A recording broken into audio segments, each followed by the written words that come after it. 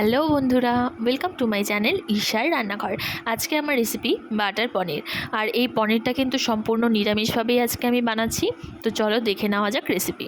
এখানে দেখো, প্রথমে পনিরটাকে আমি ছোট ছোট টুকরো করে কেটে নিয়েছি। তারপর এখানে আমি নিয়েছি আলু আর পনিরের সাইজটা কিন্তু আমি একদম সেম রেখেছি, তাহলে তরকারিতে দেখতে ভালো লাগবে। আলুগুলো ছোট ছোট টুকরো করে কেটে নিয়ে এরপর দেখো কড়াই আমি দিয়ে দিয়েছি রিফাইন্ড অয়েল। এরপর আমি আলুটাকে বেশ ভালো করে ভেজে নেব।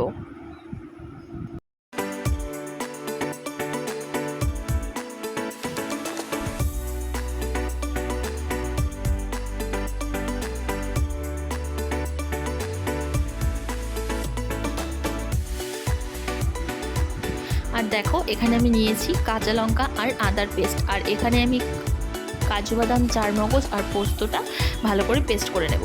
দেখো, আলুটা কিন্তু আমি বেশ লাল লাল করে ভালো করে ভেজে নিয়েছি। এরপর আলুটা আমি তুলে নিচ্ছি। তারপর আমি পনিরটা এবার একটু ভেজে নেব।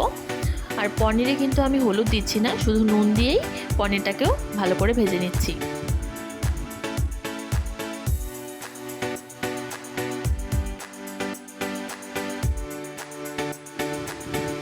আর এখানে দেখো, আমি আমুলের একটা বাটার নিয়েছি ছোট। এই বাটারটা দিয়ে কিন্তু আমি পুরো রান্নাটা করব। তো দেখো, পনিরটাও কিন্তু এখানে আমার ভাজা হয়ে গেছে বেশ লাল লাল করে। এরপর কিন্তু আমি পনিরটাকেও তুলে নিচ্ছি।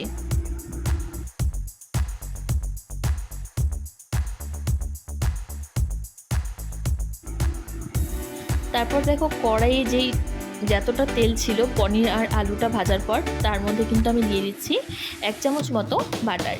তারপর দিয়ে দিচ্ছি আমি গরম মশলা, গোটা গরম মশলা। তারপর দিয়ে দেবো আদা আর কাঁচা লঙ্কা পেস্ট। এরপর এই মশলাটাকে কিন্তু আমি বেশ কিছুক্ষণ ভালো করে কষিয়ে নেব, যতক্ষণ না এই মশলাটা থেকে তেল ছেড়ে দিচ্ছে ততক্ষণ। আর দেখো, এর মধ্যে আমি দিয়ে দিচ্ছি সামান্য পরিমাণে অল্প হলুদ।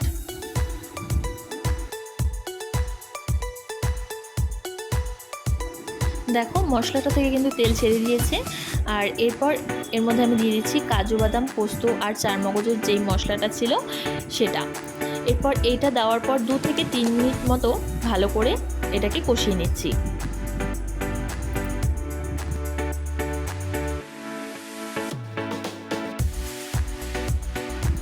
তারপর এর মধ্যে আমি দিয়ে দিচ্ছি আলু আর পনিরটা দেওয়ার পর এর মধ্যে আমি দিয়ে দিচ্ছি নুন।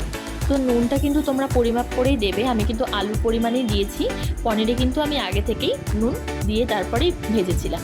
তো তারপর দেখো, এরপর এখানে আমি 5 মিনিট মতো আলু আর পনিরটাকে মশলাটার সাথে ভালো করে মিশিয়ে নিচ্ছি। তারপর দিয়ে দেবো এর মধ্যে আমি পরিমাণ মতো জল। আর জলটা কিন্তু খুব বেশি দেওয়ার দরকার নেই, কারণ এটাকে আমি একটু গ্রেভি নামাবো। আর পনির খেতে কার কার ভালো লাগে অবশ্যই কিন্তু আমাকে কমেন্ট করে জানিও। তো দেখো, ঝোলটা কিন্তু আমি 10 থেকে 15 মিনিট মতো ভালো করে ফুটিয়ে নিয়েছি। ঝোলটা বেশ কিছুটা শুকিয়েও গেছে। এর মধ্যে আমি দিয়ে দিচ্ছি কাসুরি মেথি। এরপর দিয়ে দিচ্ছি আমি বাটারটা দিয়ে 4 থেকে 5 মিনিট মতো রেখে নামিয়ে নিলেই কিন্তু রেডি বাটার পনির। রেসিপিটা কেমন লাগলো অবশ্যই কিন্তু আমাকে কমেন্ট করে জানিও। আর ভিডিওটি ভালো লাগলে লাইক, কমেন্ট, শেয়ার আর আমার চ্যানেলটাকে অবশ্যই সাবস্ক্রাইব করে দিও। আর বাটার পনিরের সাথে ছিল ফ্রাইড রাইস আর বাটার পনির।